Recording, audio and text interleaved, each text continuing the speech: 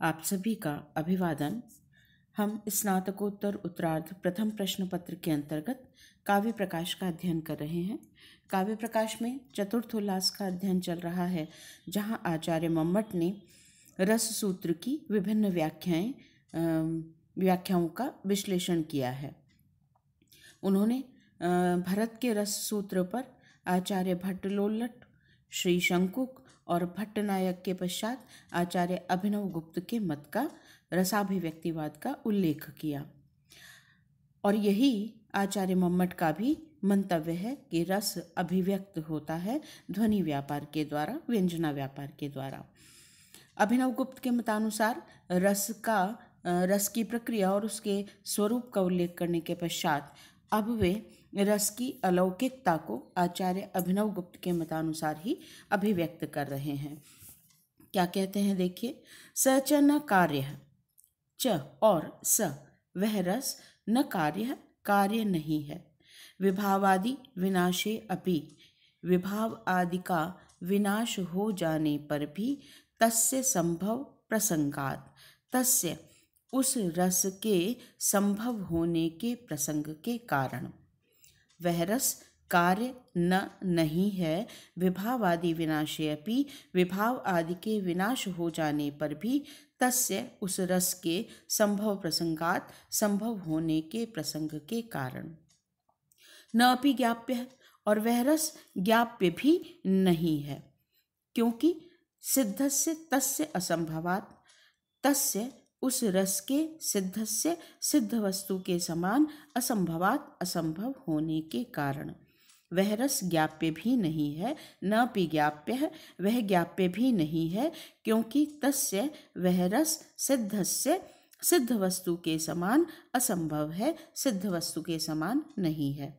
अपितु विभावादिभिर्व्यंजितश्चर्वणीयः, अपितु वह रस तो विभावादिभिः, विभाव आदि के द्वारा व्यंजितः व्यंजित हुआ, व्यंजना का विषय बनता हुआ या व्यंजना द्वारा व्यक्त होता हुआ, चर्वणीयः आस्वादनीय है। कारक ज्ञापकाभ्याम अन्यत् क्व दृष्टमिति चेत, कारक और ज्ञापक हेतुओं से अन्यत भिन्न क्व दृष्टम, कौन सा हेतु देखा जाता है, इति ऐसा यदि चेत कहा जाए तो न क्वचित दृष्टम, कहीं पर भी नहीं देखा जाता है, इति अलौकिकत्व, ऐसी अलौकिकता, सिद्धेर भूषणम एतत् न दूषणम, ऐसी अलौकिकता की सिद्धि में एतत् भूषणम, यह बात भूषण स्वरूप ही है, आभूषण तुल्य ही है, न दूषणम, दूषण नहीं है। एक बार फिर देखिए, स च न कार्य है, वह रस कार्य नहीं है, क्योंकि विभावादि विनाशे अपि, विभाव आदि के नाश होने पर भी तस्य संभव प्रसंगात, उस रस की स्थिति संभव होने के कारण। न अपि ज्ञाप्य है, वह रस ज्ञाप्य भी नहीं है। सिद्धस्य तस्य असंभवात, क्योंकि सिद्ध वस्तु के समान उसके असंभव होने के कारण। अपितु विभावादिभिर्व्यंजितश्चर्वणीयः, वह तो विभावादि से व्यंजितः व्यंजना द्वारा व्यक्त किया गया, चर्वणीय चर्वणीय होता है, आस्वादनीय होता है। यदि कोई कहे कि कारक ज्ञापकाभ्याम अन्यत् क्व दृष्टम, कारक और ज्ञापक हेतुओं से अन्य हेतु क्व दृष्टम, कहाँ देखा गया है, तो न क्वचित दृष्टम, कहीं नहीं देखा गया, इति ऐसा अलौकिकत्व सिद्धे, उसकी अलौकिकता की सिद्धि में, भूषणम एतत्, यह बात आभूषण तुल्य ही है, दूषण नहीं है। अब यहाँ देखिए, आचार्य मम्मट ने रस की अलौकिकता को अभिव्यक्त किया है और इसके लिए उन्होंने लोक का उदाहरण दिया। कहा कि लोक में दो प्रकार के कारण होते हैं, एक कारक कारण होता है, एक ज्ञापक, जिसे हम हेतु कहें। एक कारक हेतु होता है और एक ज्ञापक हेतु होता है। कारक हेतु का परिणाम कार्य होता है और ज्ञापक हेतु का जो परिणाम होता है वह ज्ञाप्य होता है। अर्थात कारक हेतु से हम कार्य की अभिव्यक्ति कर सकते हैं और ज्ञाप्य हेतु से हम ज्ञापक की अभिव्यक्ति कर सकते हैं। कुल मिलाकर किसी भी वस्तु की सिद्धि के लिए हम दो हेतुओं का प्रयोग करते हैं, एक कारक हेतु और एक ज्ञापक हेतु। अब कहते हैं रस कार्य नहीं है। कार्य क्यों नहीं है? कि जैसे लोक में कोई घट आदि कार्य हैं, जैसे कुंभकार मिट्टी से, दंड से, चाक से घड़े का निर्माण करता है, तो घड़ा कार्य है और दंड, कुंभकार, मिट्टी आदि उसके कारक हैं। घट कार्य है और ये सब वस्तुएं उसके निमित्त आदि कारण बनते हैं। उनसे घट की उत्पत्ति होती है, अर्थात कार्य की उत्पत्ति होती है। लेकिन लोक में देखा जाता है कि जो निमित्त आदि कारण हैं, दंड, चाक आदि, यदि वे नष्ट भी हो जाते हैं तो घड़े की सत्ता समाप्त नहीं होती, घट बना रहता है। अर्थात कारक के समाप्त हो जाने पर भी कार्य की सत्ता बनी रहती है। लेकिन वह रस कार्य नहीं है। क्यों नहीं है? क्योंकि रस की उत्पत्ति में कारक हैं विभावादि, और यदि विभावादि समाप्त हो जाते हैं तो रस की सत्ता भी नहीं रहती है। इसलिए हम रस को कार्य नहीं कह सकते, क्योंकि कार्य, लोक में कार्य कारक के समाप्त हो जाने पर भी बना रहता है, लेकिन रस की स्थिति में ऐसा नहीं है। रस के जो कारक हैं विभावादि, वे जब तक रहते हैं तभी तक कार्य रूप रस भी रहेगा। जब विभावादि समाप्त हो जाते हैं तो जो रस है वह भी समाप्त हो जाता है। इसलिए हम रस को कार्य नहीं कह सकते। दूसरा हेतु है ज्ञाप्य, ज्ञापक। तो वहाँ यदि उसे हम देखें तो जो ज्ञापक कारक है वह पहले से सिद्ध वस्तु को ही प्रकाशित करता है। जैसे किसी कक्ष में कोई घट रखा है और वहाँ अंधकार है तो वह घट दिखाई नहीं देगा, लेकिन जैसे ही हम दीपक का प्रकाश वहाँ पर रखेंगे तो जो घट है वह दिखाई देने लगेगा। अर्थात दीपक ने घट को ज्ञापित कर दिया। दीपक वहाँ कारक हुआ, ज्ञापक हुआ, और जो घट है वह ज्ञाप्य हुआ। लेकिन रस की स्थिति ऐसे भी नहीं है। क्यों? क्योंकि रस पहले से विद्यमान नहीं है। रस तो विभावादि का परामर्श होने पर अभिव्यक्त होता है, वह पहले से सिद्ध वस्तु नहीं है। तो जो ज्ञापक हेतु है वह पहले से सिद्ध वस्तु को ही ज्ञाप्य करता है, लेकिन रस पहले से सिद्ध नहीं होता, अपितु उसकी जो स्थिति है, उसकी जो अभिव्यक्ति है वह केवल उसी काल में होती है जब तक विभावादि रहते हैं। तो रस कार्य भी नहीं है और ज्ञाप्य भी नहीं है। अब कोई यह कहे कि लोक में दो ही कारक होते हैं और रस यदि कार्य भी नहीं है, ज्ञाप्य भी नहीं है, तो फिर रस की तो कोई सत्ता ही नहीं रही, या इनसे भिन्न और कौन सा ऐसा कारक हो सकता है जिससे रस अभिव्यक्त होगा। तो इसलिए कहा कि वस्तुतः रस न कार्य है न ज्ञाप्य है, अपितु वह तो विभावादि के द्वारा व्यंग्य है। यहाँ पर विभावादि व्यंजक हैं और रस व्यंग्य है। और यद्यपि लोक में कारक और ज्ञापक दो ही हेतु हैं, किंतु यही काव्य की या कला की विलक्षणता है कि उसमें एक व्यंजक हेतु भी होता है, और यह रस की सिद्धि के प्रसंग में रस की अलौकिकता को ही अभिव्यक्त करता है। और यह बात कहना कि वह कार्य भी नहीं है, ज्ञाप्य भी नहीं है, उसकी सिद्धि के प्रसंग में आभूषण ही बनता है, दोष नहीं बनता है। दोष क्यों नहीं बनता है? क्योंकि इससे रस की अलौकिकता सिद्ध होती है। तो रस कार्य भी नहीं है, ज्ञाप्य भी नहीं है, अपितु व्यंग्य है, और यह रस की अलौकिकता को अभिव्यक्त करता है। रस की सिद्धि के प्रसंग में यह बात दूषण नहीं है, दोष नहीं है, अपितु उसकी शोभा को बढ़ाने वाला है। पुनः एक और प्रमाण देते हैं उसकी अलौकिकता के संदर्भ में।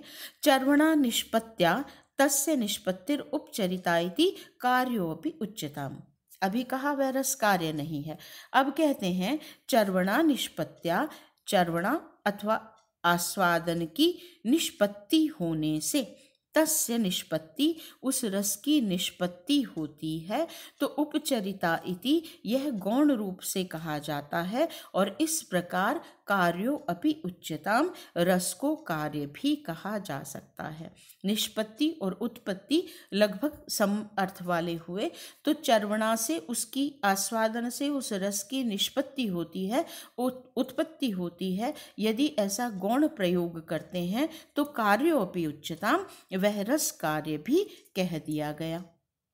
पुनश्च लौकिक प्रत्यक्षादि, लोक में प्रत्यक्षादि प्रमाण के द्वारा प्रमाण ताटस्थ्य अवबोधशाली मित योगी ज्ञान, प्रमाणों की तटस्थता से अर्थात लौकिक प्रत्यक्षादि प्रमाणों की अपेक्षा के बिना ही अवबोधशाली ज्ञान प्राप्त करने वाले मित योगी ज्ञान, मित योगी युंजान संज्ञक योगियों के ज्ञान।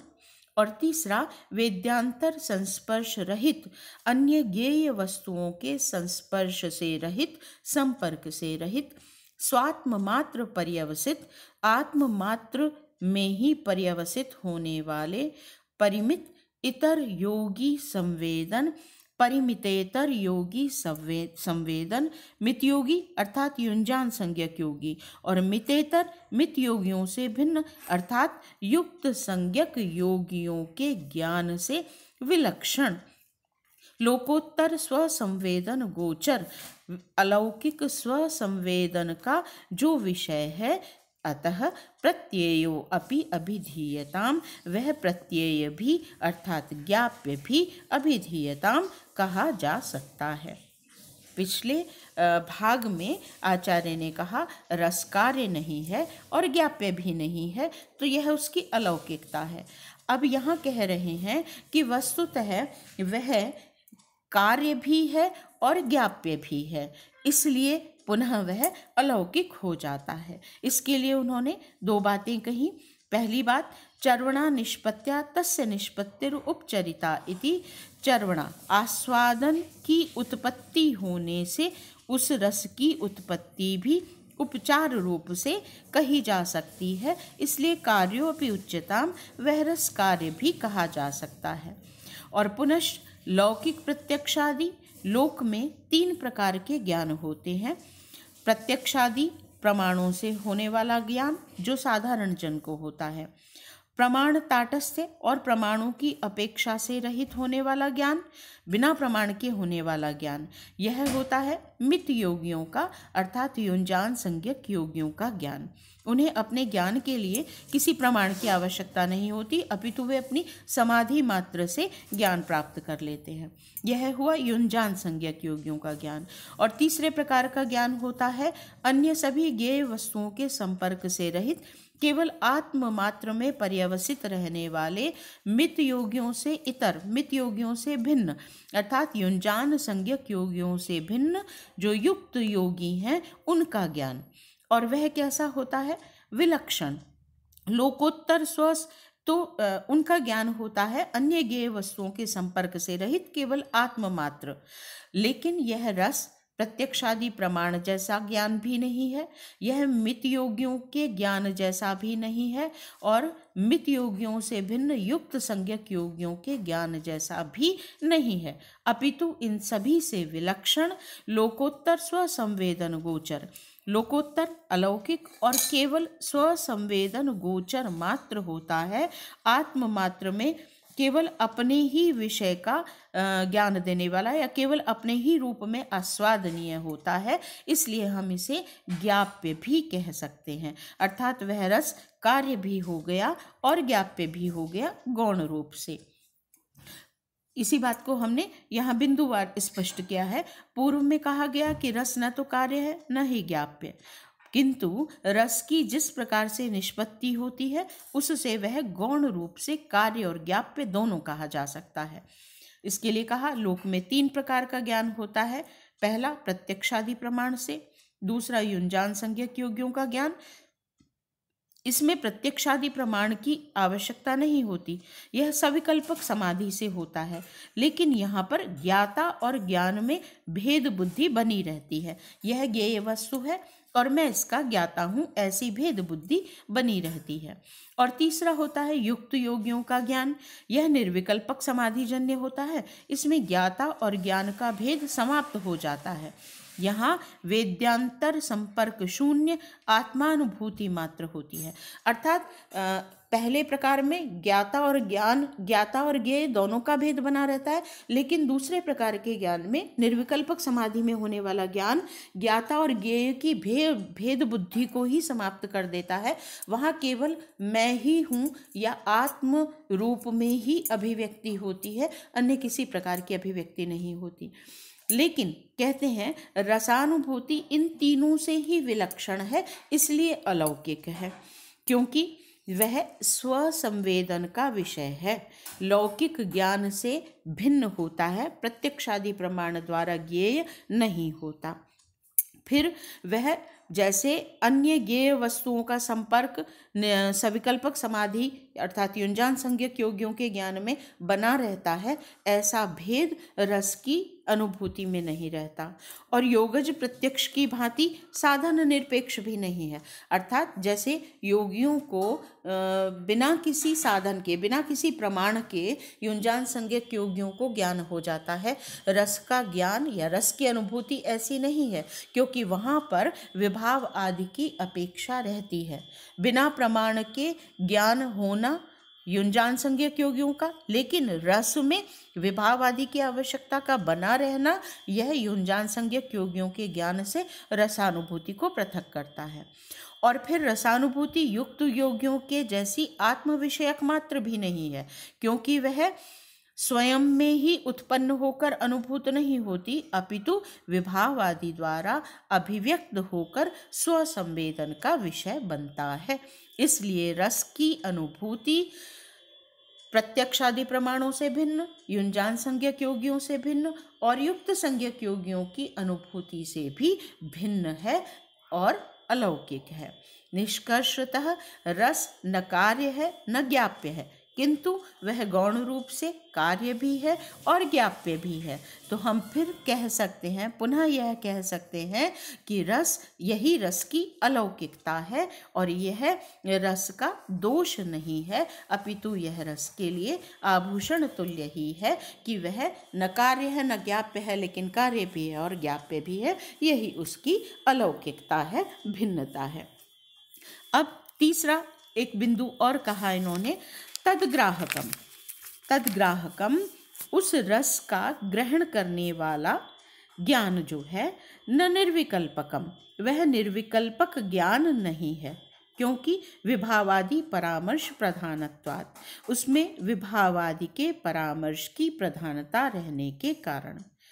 निर्विकल्पक तद्ग्राहकम उस रस का ज्ञान न निर्विकल्पकम, निर्विकल्पक ज्ञान के समान नहीं है, विभावादि परामर्श की प्रधानता रहने के कारण, विभावादि के संबंध की प्रधानता रहने के कारण।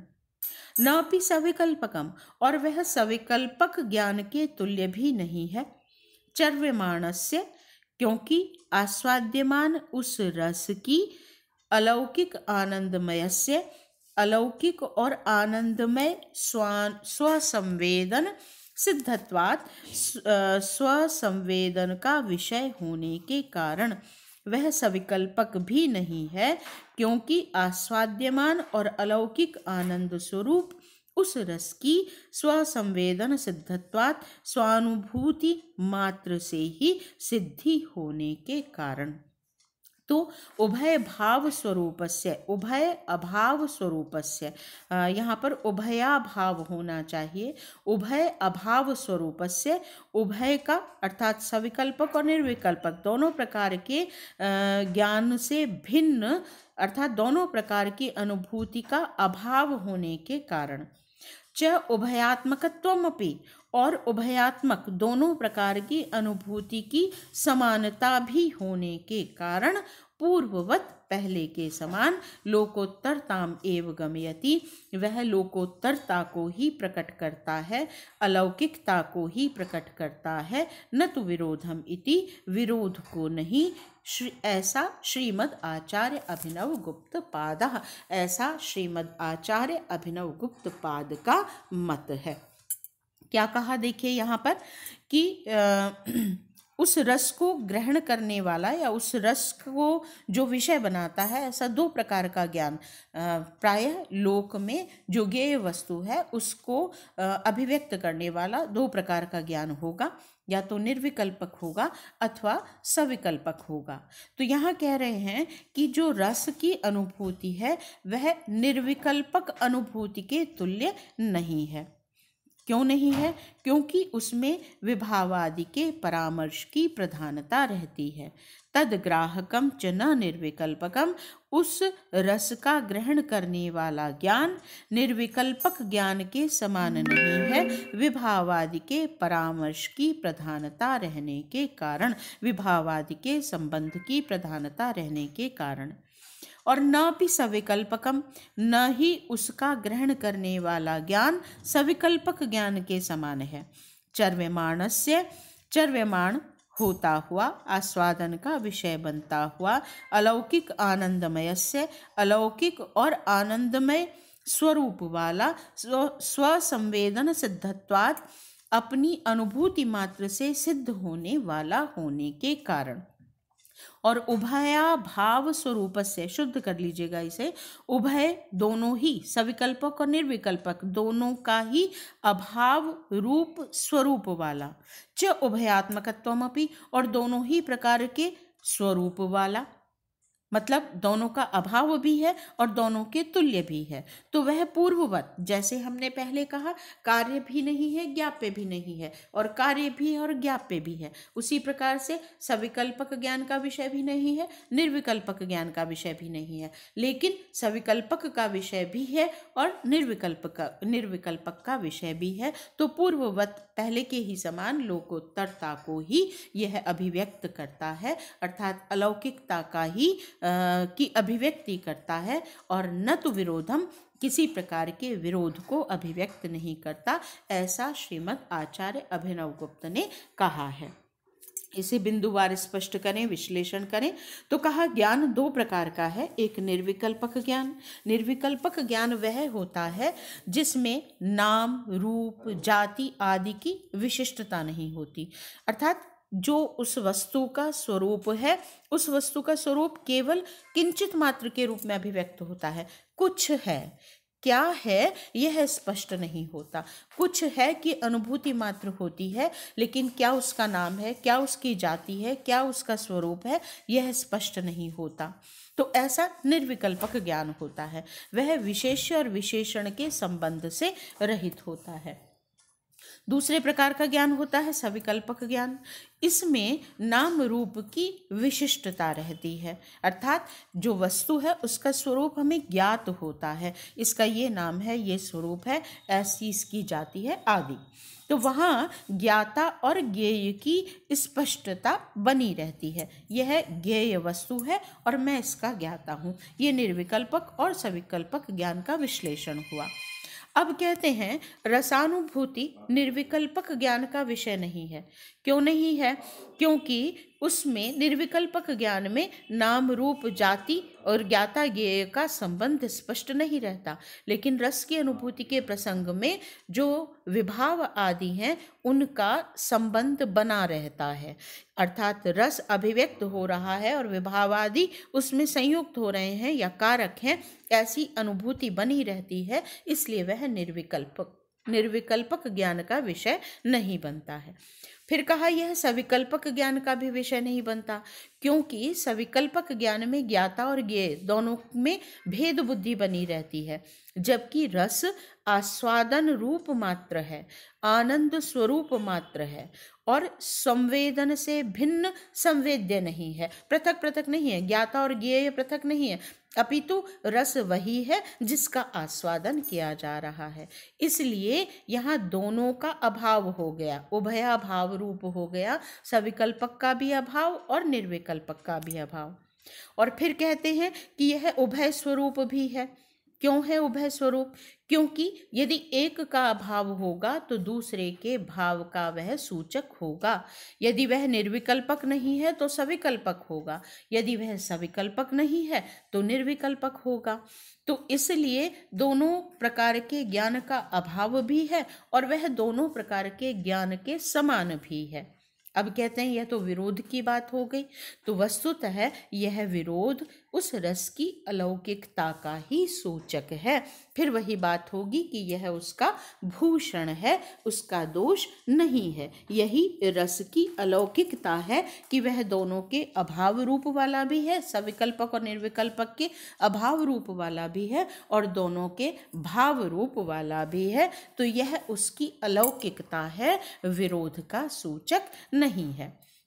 आचार्य अभिनव गुप्त ने ऐसा कहा और आचार्य मम्मट ने उनके मंतव्य को यहाँ काव्य प्रकाश में अभिव्यक्त किया। अब यहाँ देखिए, आचार्य मम्मट ने अभिनव गुप्त के लिए श्रीमद आचार्य अभिनव गुप्त पादः, श्री, आचार्य और पादः, इन तीन सम्मान सूचक शब्दों को एक साथ रखा है। तो इससे स्पष्ट होता है कि आचार्य मम्मट को आचार्य अभिनव गुप्त का ये जो मंतव्य है, रस की प्रक्रिया, रस का स्वरूप और उसकी अलौकिकता, जो संपूर्ण रस का प्रसंग है, आचार्य मम्मट उससे पूर्णतः सहमत हैं, या ये कहें कि यही उनका अपना भी मंतव्य है। इससे पहले भी आप स्मरण कीजिए, जहाँ हमने अब पढ़ा था, अध्ययन किया था शब्द शक्तियों का, और वहाँ पर हमने अभिधा पढ़ी थी, तात्पर्यावृत्ति पढ़ी थी। वहाँ भी हमने आचार्य मम्मट द्वारा जो मत अभिव्यक्त किए जाते हैं, कहीं केचित आचार्यों के द्वारा, केषुचित आचार्यों के द्वारा, इस तरह का भाव अभिव्यक्त किया जाता है। तो हमने उससे स्पष्ट किया था कि यह केषुचित कहकर उन्होंने अभिव्यक्त किया है कि यह कुछ आचार्यों का मत है, मेरा मत नहीं है। लेकिन जहाँ वे अपने मत के रूप में अन्य आचार्य के मत को रखते हैं, वहाँ अत्यंत आदर के साथ, सम्मान सूचक पदों के साथ उनके मत को अभिव्यक्त करते हैं। इससे स्पष्ट रूप से कहा जा सकता है कि आचार्य अभिनव गुप्त का मत ही मम्मट को भी अभिप्रेत है। तो निश्चित रूप से हमने जब अभिनव गुप्त के रस स्वरूप का कथन किया था, तब भी ये कहा था कि अभिनव गुप्त ने ध्वनि पर भी टीका लिखी है और रस पर भी टीका लिखी है। उन्होंने नाट्यशास्त्र, भरत के रस सूत्र पर भी टीका लिखी और ध्वन्यालोक पर भी टीका लिखी। तो वस्तुतः उन्होंने ध्वनि और रस का सुंदर समन्वय किया। उन्होंने कहा, रस ध्वनि के द्वारा अभिव्यक्त होता है, व्यंजना के द्वारा अभिव्यक्त किया जाता है, और रस व्यंग्य होता है। जहाँ रस ध्वनि द्वारा व्यंग्य होता है, वही वस्तुतः उत्तम काव्यता को प्राप्त होता है। तो ध्वनि और रस का सुंदर समन्वय उन्होंने स्थापित किया, और यही समन्वय जो है वह आचार्य मम्मट की भी विशिष्टता है। उन्होंने अपने से पूर्ववर्ती समस्त मंतव्यों को एकत्रित कर उनमें अत्यंत समन्वयवादी दृष्टिकोण रखते हुए अपने मत को अभिव्यक्त किया, और उसके पश्चात संपूर्ण काव्य शास्त्रीय परंपरा में वही मत जो था वह अभिप्रेत रहा, या पुनः पुनः अभिव्यक्त किया गया, अर्थात उसकी स्वीकार्यता, मान्यता, ग्राह्यता सर्वाधिक रही। ऐसा ही रस के भी प्रसंग में है। तो आचार्य अभिनव गुप्त का और आचार्य मम्मट का भी रस के स्वरूप का कथन यहाँ पर समाप्त होता है। महत्वपूर्ण है ये, क्योंकि रस का यही जो स्वरूप है वह कालांतर में या आगामी परंपरा में सर्वमान्य रहा। क्योंकि यह मनोवैज्ञानिक स्तर पर रस को अभिव्यक्त करता है, और साथ ही अन्य कलाओं की दृष्टि से जो रसानुभूति है उसको भी अपने अंदर समाविष्ट कर लेता है। आचार्य भट्ट, लोल्लट या शंकुक आदि का जो मत है वह कहीं अभिनय तक ही सीमित रह जाता है, जबकि इन्होंने जो अन्य कला, चित्रकला, स्थापत्य कला आदि, संगीत कला आदि जो अन्य कलाएं हैं, उन कलाओं के माध्यम से होने वाली रसानुभूति को भी हम कहें एक तरह से शब्द दिए, उसे अभिव्यक्त किया, उसको स्पष्ट किया। इसलिए यह मनोवैज्ञानिक अभिव्यक्ति भी है रसवाद की, रस सूत्र की, इसलिए यह सर्वाधिक ग्राह्य है। इसे पुनः पढ़ें और इसके आधार पर आचार्य अभिनव गुप्त के रस सूत्र की, आचार्य अभिनव गुप्त की रस सिद्धांत को जो देन है उस पर भी आप चिंतन मनन कीजिए, उसे स्पष्ट रूप से समझने का प्रयास करें। आज के लिए इतना ही। धन्यवाद।